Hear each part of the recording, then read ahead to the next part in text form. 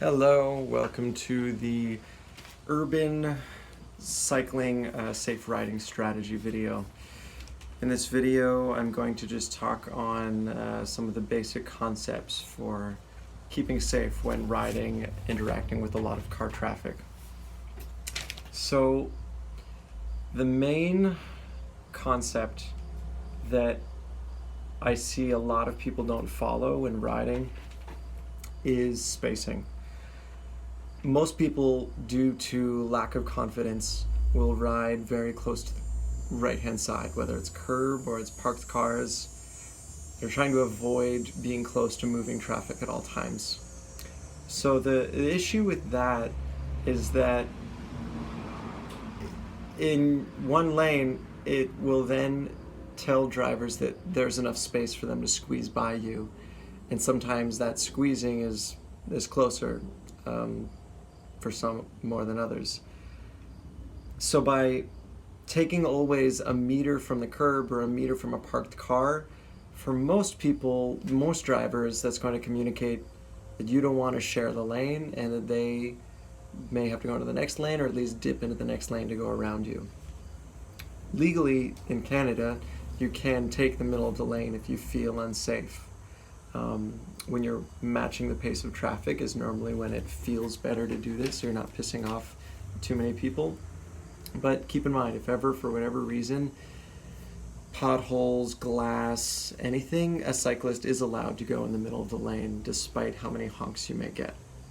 So there's always that. But the psychology is a little interesting. If you ride right in the middle of the lane, even if you're matching the pace of traffic, it'll often get you some road rage, which you can ignore. But if you don't like that, if you're riding just to the right of the middle of the lane, most people then understand that you're on the right-hand side where you're supposed to be, but you're far enough out from the curb that then most people will then take the next lane. So it's the nice kind of middle ground there if you don't like pissing people off. And it's kind of a meter from the curb, but just right to the center is a nice sweet spot to be, especially if you're matching the pace of traffic. So yeah, spacing. Generally, if you're acting bigger, then you will be bigger. People will give you more space. Aside from that, I'd say another main hot topic is communication. You're just properly communicating your signals. The law changed in Canada where it used to be this was right turn. For a lot of international people, that wasn't easy to understand. So now it's just right arm out is right turn, left arm out is left turn, and stop is still stop. So properly communicating like well beforehand.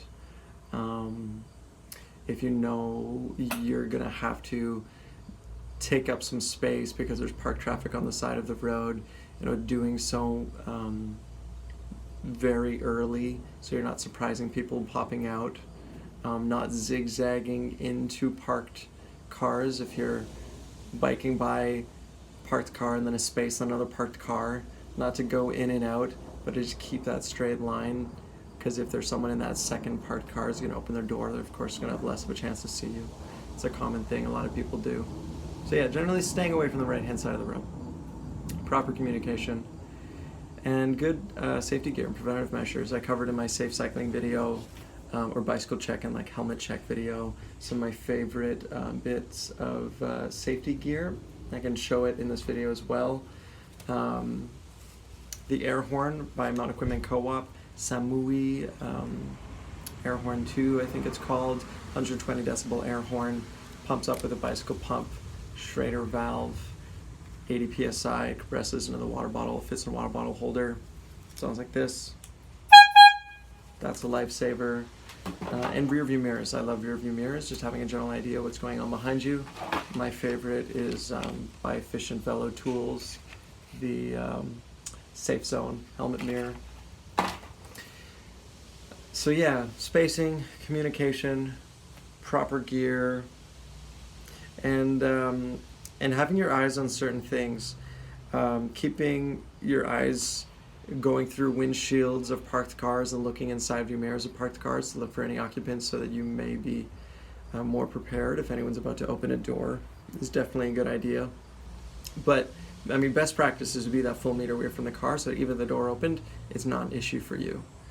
But if a door opens and you're going to hit it, you don't want to fall into traffic. What I've learned is the best thing is to point the front tire into the corner of the joint between the door and the body of the car, and that'll flip you onto the hood rather into traffic. And then also, when traffic is slow in an area where there's a lot of pedestrian traffic, to be looking through windshields on your left-hand side of that, to make sure that no one's crossing and jaywalking and gonna walk in front of you. Another really tricky thing that will happen on the road is when traffic is stopped up on your left and you don't realize that someone left a break in traffic for anybody who's turning into that road to come in, and you're flying by happy that you don't have to be stopped in traffic, and then someone turns into you. Always keep in mind, look through windshields on the left-hand side when traffic is stopped, or be aware of where there are streets where someone may potentially want to turn into. And then common hazards on the road, deep cracks. If you have skinny tires especially, you can lose control if you hit something that has enough of a wall that you kind of get the tire in, whether it's like a curb you're going at a 45 to go onto, can miss you up kind of quickly, or if it's a deep enough crack. Snake trails, the soft asphalt that's there to fix cracks on the harder asphalt, you get stuck into those pretty quick and it could throw you off course. Sand on the road can cause you to slip. Sewer grates, if you get skinny tires stuck into a sewer grate, it'll flip you over pretty quickly. Keep in mind that large puddles can hide deep potholes that could flip you over. And streetcar tracks. It's best if you're inexperienced with streetcar tracks to hit them at a 90-degree angle. Once you get more experienced and confident with going over the front tire, you can take a streetcar track at 45 or sometimes less pretty easily. Not when it's wet. When they're wet, they're a bit more dangerous. And wearing glasses, not getting anything in your eye that then is going to cause you to react and then potentially steer off course. It's also a very important thing. I think that's it. It doesn't sound like a lot, but really the spacing is the main thing. You'll hear so many cyclists complaining about the danger of riding in urban scenarios, but if you just take proper spacing, it will feel like you're untouchable and nothing. Like, I've been riding 12 years, never have I been in an incident that was due to someone else doing something on the road that then I had to feel the consequences of. All the few things that I've ever had to deal with were just my own little mistake. So if you're giving yourself proper spacing, no one will ever hit you. Mostly. That's it for my urban cycling safety strategy video. Thank you. I hope you enjoy the rest of the content.